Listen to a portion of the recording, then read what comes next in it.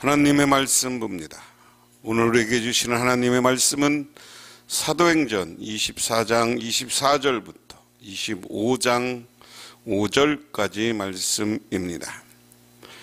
수일 후에 벨릭스가 그 안에 유대 여자 드루실라와 함께 와서 바울을 불러 그리스도 예수 믿는 도를 듣거늘 바울이 의와 절제와 장차오는 심판을 강론하니 벨릭스가 두려워하여 대답하되 지금은 가라.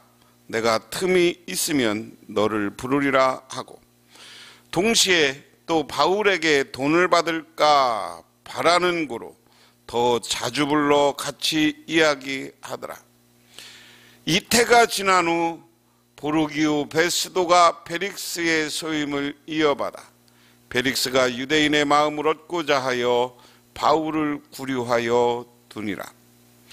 베스도가 부임한 지 3일 후에 가이사랴에서 예루살렘으로 올라가니 대제사장들과 유대인 중 높은 사람들이 바울을 고소할세. 베스도의 호의로 바울을 예루살렘으로 옮기기를 청하니 이는 길에 매복하였다가 그를 죽이고자 함이더라. 베스도가 대답하여 바울이 가이사랴에 구류된 것과 자기도 멀지 않아 떠나갈 것을 말하고 또 이르되 너희 중 유력자들은 나와 함께 내려가서 그 사람에게 만일 옳지 아니한 일이 있거든 고발하라 하니라. 아멘. 교재에 있는 재밌는 우화가 하나 있습니다. 이 글은 산후의 동네 편집부가 쓰고 짧은 복음 이야기, 출판사는 산후의 동네입니다. 어느 여름 홍수가 나서 강물이 불어나자 전갈이 강을 건너지 못하고 있었습니다. 때마침 거북이가 다가오자 전갈은 거북이에게 자신을 등에 태워 강을 건너게 해달라고 했습니다. 거북이는 고개를 저으며 거절했습니다. 안 돼. 너는 꼬리에 독침이 있어서 나를 찌르면 내가 죽게 될 거야. 전갈은 거북이에게 자신의 진심을 믿어달라고 애원했습니다. 만약 자신이 거북이 등을 타고 강을 건너다 독침을 찌르게 되면 둘 다 죽을 텐데 그런 어리석은 행동을 누가 하겠느냐고 했습니다. 거북이는 결국 전갈의 요청을 받아들여 그를 등에 태워 강을 건너기 시작했습니다. 그런데 갑자기 목뒤가 따끔거렸습니다. 거북이는 화를 내며 말했습니다. 무슨 짓이야? 독침을 찌른 거야? 전갈도 놀라며 대답했습니다. 이게 웬일이지? 아이고, 내가 침을 찌르다니. 이건 내가 아니라 내 본성이 한 일이야. 후회했지만 이미 거북이의 몸이 마비되면서 둘은 거센 물살에 떠내려 갔습니다. 이처럼 사람에게는 한계가 있습니다. 분명히 이치에 맞는 것을 알면서도 거역하고 싶은 전갈의 독화 같은 것이 수시로 나옵니다. 그런 행동이 자신을 죽이는 것임을 알면서도 상대에게 독침을 들이댑니다. 아무리 마음으로 수십 번 용서받아 드린다 하더라도 결코 자기 자신의 행과 합의되지 않습니다. 사람이 죄를 지어 죄인이 되는 것이 아니라 본질 자체가 죄인입니다. 죄악의 본성은 세상의 옳은 이치로 선한 감성과 굳은 의지로 고쳐지지 않습니다. 죄의 본성은 인간의 이치와 요구에 따라 조정되지 않고 반드시 본성을 만드신 하나님 앞에 나가야 합니다. 인간의 내면이 고장나면 창조주께 나가야 된다 하는 겁니다. 우리 사람은 자꾸만 나쁜 일, 악에 자기도 모르게 빠져들 때가 있다 하는 얘기죠. 오늘 말씀에 24장 4절부터 27절 그리고 25장 1절에서 5절까지는 좀 상반된 얘기입니다. 오늘 말씀을 그렇게 시작합니다. 수일 후에 베릭스가 그의 아내 유대 여자 드루실라와 함께 와서 바울을 불러 그리스도 예수를 믿는 도를 듣거늘 그랬습니다. 며칠 후 베릭스와 드루실라는 바울을 초청합니다. 드루실라는 유대인으로 아그리빠 1세의 딸 중 하나였습니다. 그녀는 콤마게네의 왕인 안티오쿠스의 아들 에피파스네스와 약혼했는데 그 아버지가 죽고 난 후에 에피파스가 결혼하려고 찾아왔으나 그가 할례를 거부하였기 때문에 혼인은 이루어지지 않았습니다. 드루실라는 시리아의 에메스 왕 아지주스와 결혼했는데 이것이 베릭스가 부임하기 얼마 전이었습니다. 베릭스가 부임했을 때 그녀는 14세였습니다. 그녀는 미모의 왕비를 보고 자기 아내로 삼을 욕망을 갖게 되었습니다. 그래서 야토무스라는 마법사를 보냅니다. 야토무스는 드루실라에게 아지주와 파우나오 베릭스와 결혼하라고 부축합니다. 결국 아토무스에게 설득당한 드루실라는 베릭스의 아내가 되고 이것은 유대인의 여자가 이방인과 결혼한 것이므로 율법을 크게 어긴 일이었습니다. 오늘 사도행전을 쓰고 있는 누가에 따르면 이들은 바울을 초청해 예수를 믿는 믿음에 관해서 들었다라고 이야기합니다.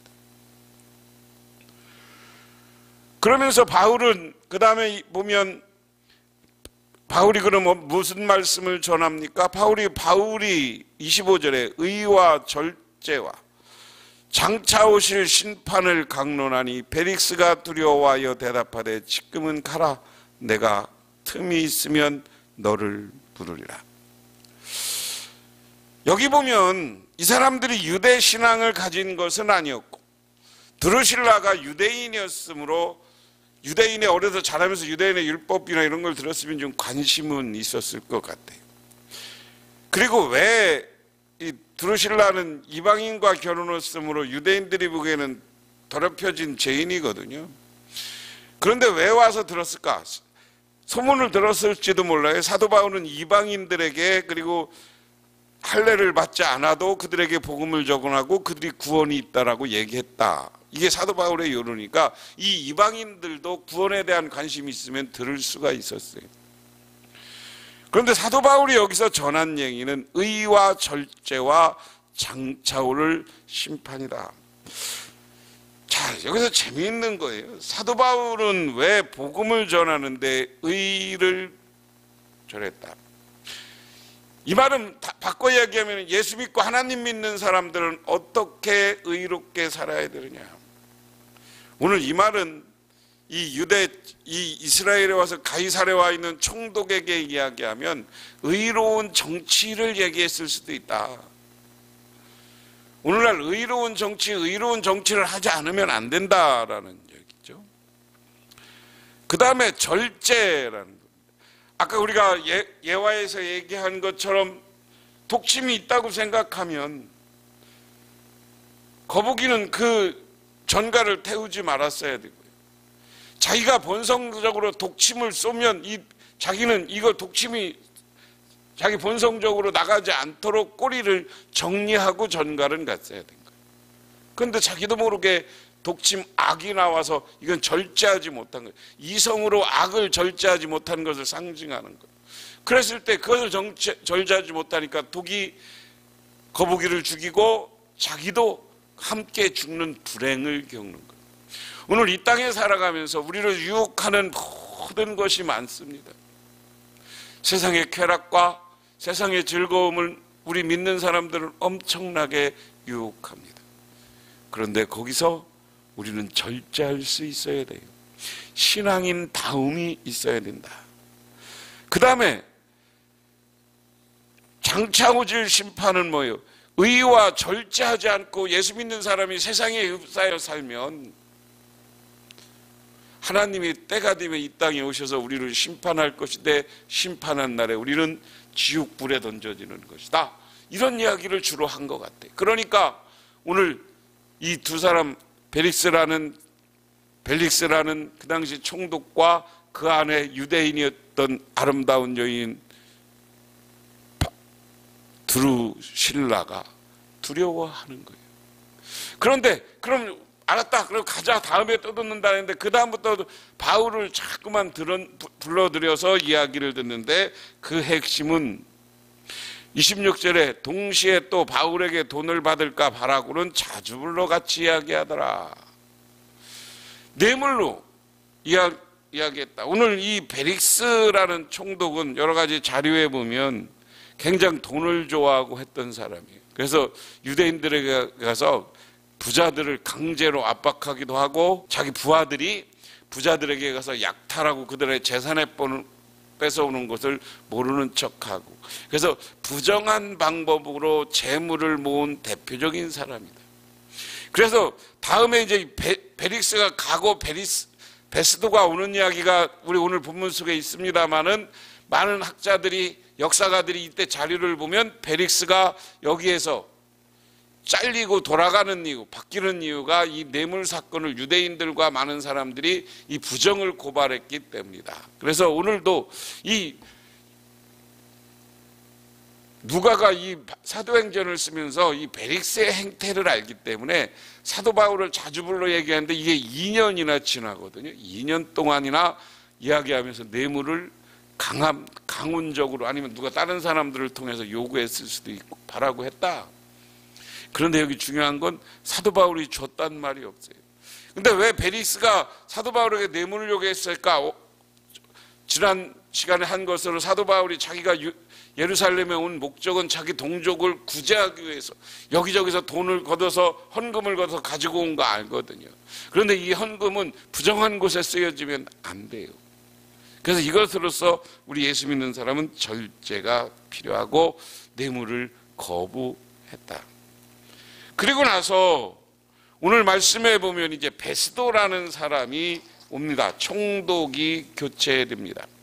1절에 베스도가 부임한 3일 후에 가이사랴에서 예루살렘으로 올라가니 대제사장들과 유대인 중에 높은 사람들이 바울을 고소할 때 베스도의 호의로 바울을 예루살렘으로 옮기기를 청하니 이 길에 매복하였다가 그를 죽이고자 하며 베스도가 대답하여 가이사랴에 그르던 것과 자기도 멀지 않아 떠나갈 것을 말하고 또 이르되 너희 중에 유력한 자들이 나와 함께 내려가서 그 사람에게 만일 옳지 않은 일이 있거든 고발하라. 오늘 1절부터 이제 총독이 교체됐어요. 벨릭스라는 사람에서 베스도라는 사람으로 교체됩니다. 그런데 맨 처음에 교체하면 사람들이 총독이 잘 다스리기 위해서 그 지역을 돌아가면서 그 지역 사람들을 살핀 거죠. 유력자들을 만나는 거죠. 그래서 새로 어떤 지역에 오면 자기가 그 지역을 잘 관리하고 다스리고 하기 위해서 그 사람들의 호의를 받으려고 이제 가이사랴 총독이지만 이게 유대 지방 총독이거든요. 예루살렘에 올라가서 예루살렘 사람들에게 협조를 요청해요. 그러니까 거기서 사도 바울을 또 고발해. 그럼 우리를 예루살렘으로 데리고 오자. 그러면서 오는 길에 또 과거처럼 숨어서 바울을 죽이려는 음모를 꾸며.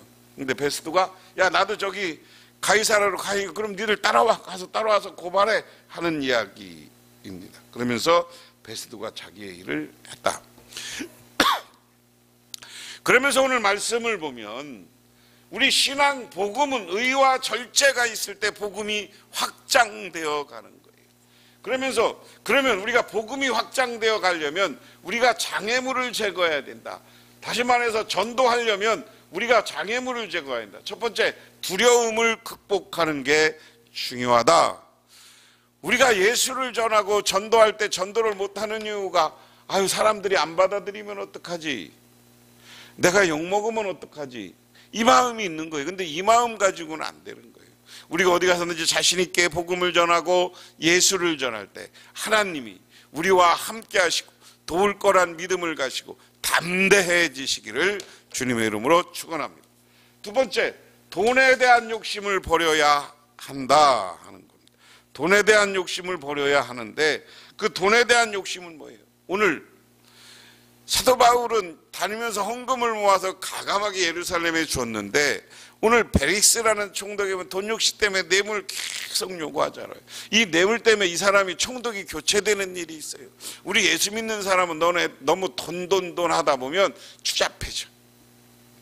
제발 우리는 좀 가난할지라도 당당하게 살고 우리가 돈 앞에 자유로운 사람이 되시기를 바랍니다. 그런 것을 제거해. 세 번째, 인정에 대한 욕심을 제거해야 됩니다. 다시 말해서 사람 믿지 마세요. 오늘 여기 보면 베릭스의 아내 두루실라가 유대인이라고 어떤 기대를 하고 그가 자기를 잘해줄 것 기대했지만 결국은 뇌물을 바라는 거 아니었어요. 오늘 베릭스나 유대인들이 이 사람들이 자기가 2년이 지났음에도 마음이 바뀔 것 같지만 그의 강박함은 안 바뀌었어요. 사람의 정에 의존하지 말고 내가 의롭고 절제된 신앙관을 가지고 담대하게 나가면 하나님이 우리를 도울 때 우리가 참된 신앙인이 되는 거예요. 그 다음에 뭐냐? 진리만 전하는 바울. 오늘 진리만 전하는데 오늘 사도 바울은 진리를 가감없이 진리를 선포한다. 총독 앞에서 의와 절제를 얘기했다. 뒤에 보면 뇌물을 좋아하는 사람한테 절제를 얘기해.